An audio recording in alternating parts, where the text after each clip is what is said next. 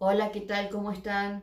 Bueno, como habíamos hablado en el último Zoom, habíamos quedado que además de ya haber arrancado con el órgano legislativo, íbamos a complementar lo que era la reforma de 1994, que llegamos a hablarla en el Zoom, pero no hay ningún video donde hayamos tratado la reforma de 1994.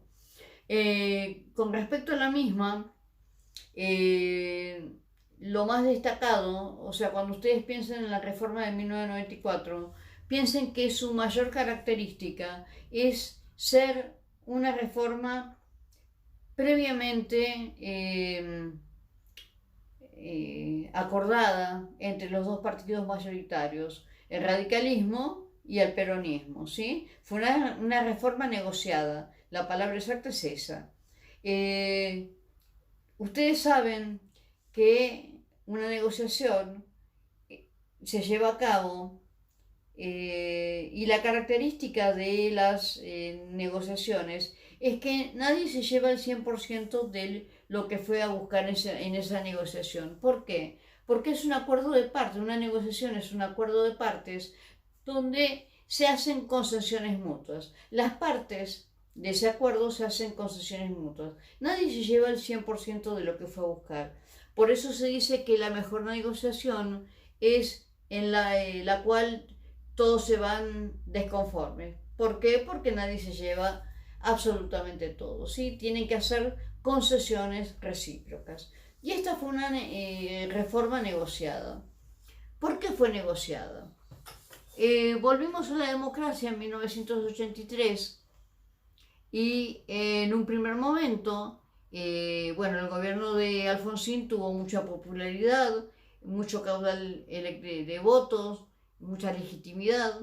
Después, obviamente, bueno, la historia nos marcó que el desenlace de la gestión de Alfonsín fue distinto, ¿sí? Tuvo levantamientos militares, caos económico y social, hiperinflación, pero al principio había sido muy auspicioso.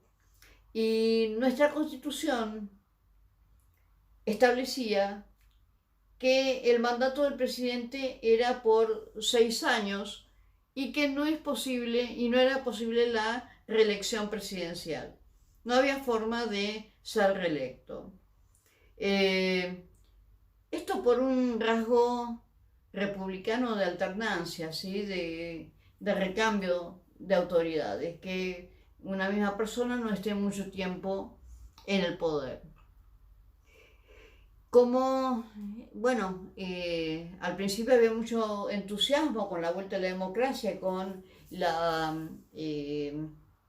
gestión de Alfonsín, el radicalismo impulsa lo que ustedes ya conocen, que es la reforma constitucional, tratando de poner en marcha el artículo 30, pero evidentemente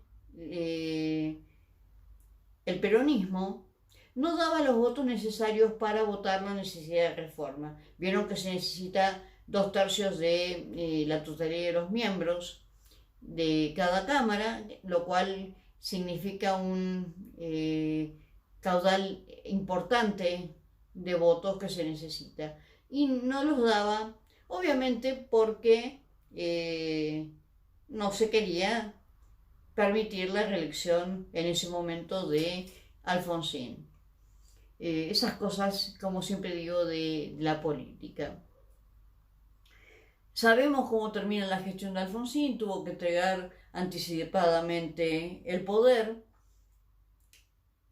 Sube Carlos Menem, también con un muy buen inicio en cuanto a legitimidad, en cuanto a entusiasmo de la gente por esta nueva gestión. Y ahora entonces, durante el gobierno de Carlos Menem, quien impulsa la reforma es justamente el justicialismo, y quienes se oponían era el peronismo, ¿sí? Perdón, quienes se oponían era el radicalismo y quienes le impulsaban era el radicalismo. Me estoy enredando.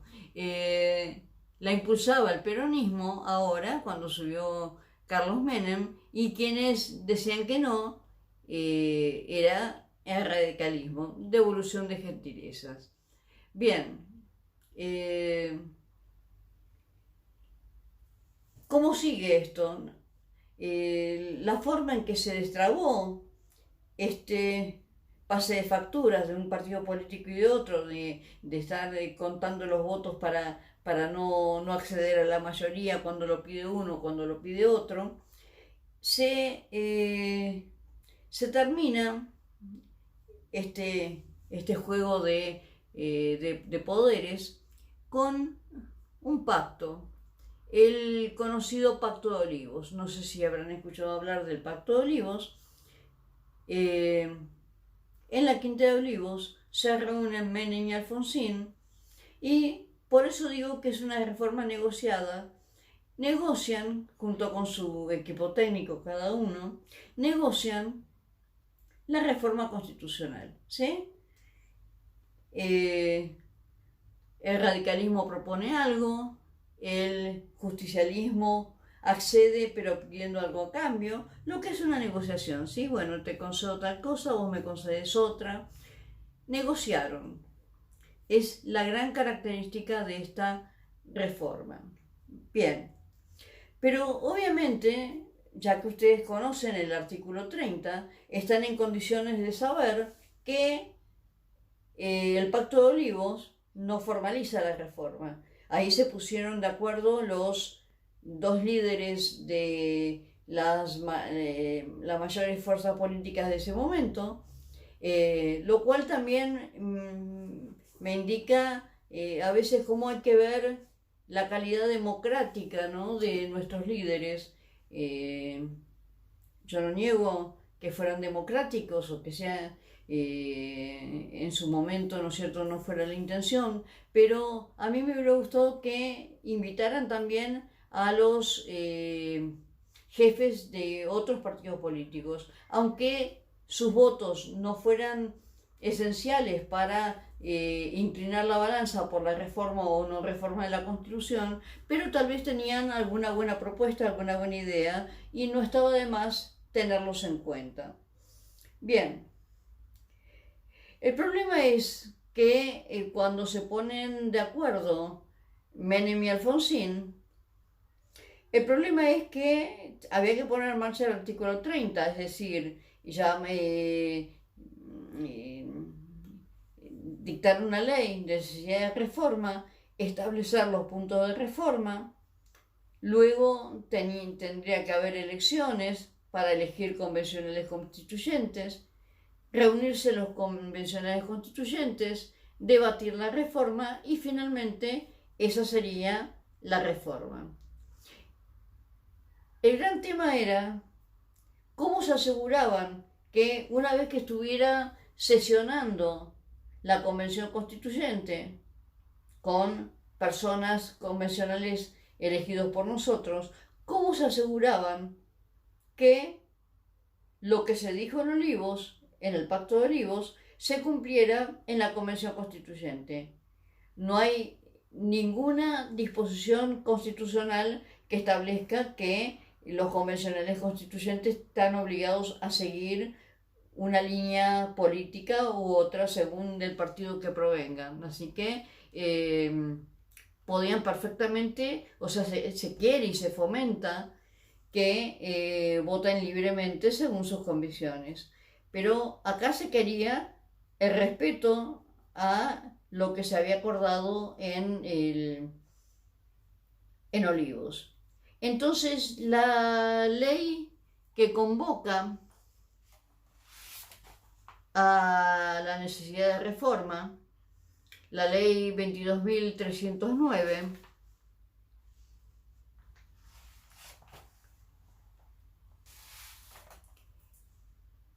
establece lo siguiente. Por un lado, establece un temario, una serie de temas que van a estar en lo que se llama núcleo de coincidencias básicos. Núcleo de coincidencias básicos que también se llamó cláusula cerrojo, reforma prearmada, porque no solamente se expuso los temas que iban a estar en este núcleo de coincidencias básicas, lo que serían los puntos de reforma, sino que era un paquete prearmado. Había un listado de temas, insisto, que estaban dentro del grupo de coincidencias básicas. Por nombrar algunos, obviamente la reducción del mandato presidencial de 6 a 4 años, pero con posibilidad de reelección, la incorporación de la figura del jefe de gabinete de ministros, 3 senadores por cada unidad federativa, elegidos 2 por el partido mayoritario, 1 por el partido que le seguía en número de votos, la autonomía de la ciudad de Buenos Aires, por ejemplo, por nombrarle un tema. Estaban todos dentro del núcleo de coincidencias básicas. Y el tema es que en la Convención Constituyente los convencionales iban a tener que votar todo este bloque por sí o por no. ¿Esto qué quiere decir? No iba a estar sometido a debate, ya estaba armada la reforma en este sentido.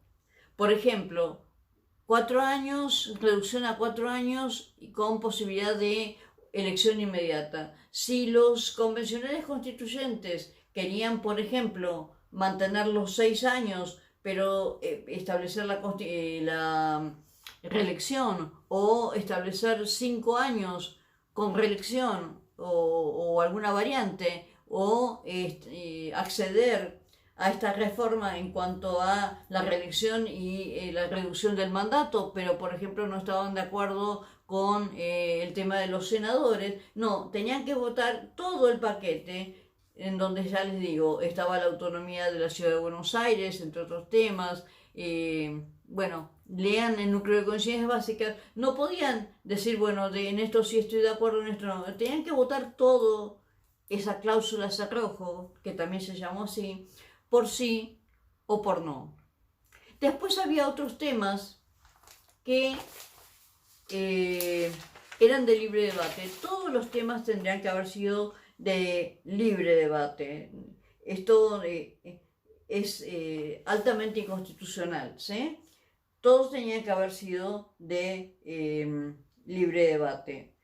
Pero bueno, dentro de los temas de libre debate estaba, por ejemplo, eso que habíamos visto, la posibilidad de las regiones, de las provincias, la posibilidad de que firmen acuerdos internacionales, la autonomía municipal, entre otros temas, ¿sí? La creación del Ministerio Público como órgano extrapoder, por mencionarles 3 de los temas que puntualmente podían debatirlos, podían estar de acuerdo con unos sí, con otros no, y con el contenido de la reforma. ¿Por qué? Si ustedes, por ejemplo, ya estudiantes de ciencias económicas, de una carrera recién iniciada, ya saben que esta ley ha sido inconstitucional, se preguntarán por qué sigue vigente la reforma de 1994 a pesar de esto. La explicación no es jurídica sino política. La reforma de 1994 era muy necesaria, era preciso modificar un montón de cosas en la Constitución, especialmente resolver el tema de las fracturas constitucionales, la sobredimensión del órgano ejecutivo. Había muchos temas para corregir, modernizar, actualizar. Entonces, se prefirió tal vez dejar de lado